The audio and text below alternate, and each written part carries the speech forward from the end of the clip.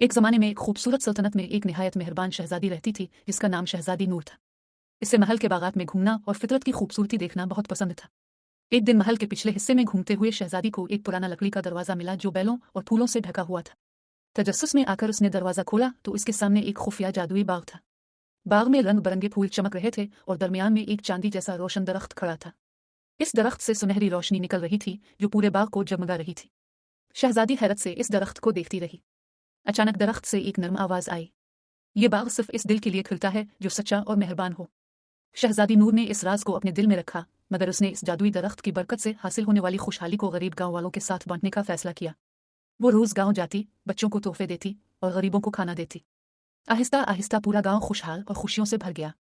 कहते हैं कि जब भी कोई सच्चे दिल से किसी की मदद करता है तो इस जादुई बाग में चांदी का दरख्त पहले से ज्यादा रोशन हो जाता है। सबक: मेहरबानी और सखावत सबसे बड़ा जादू है।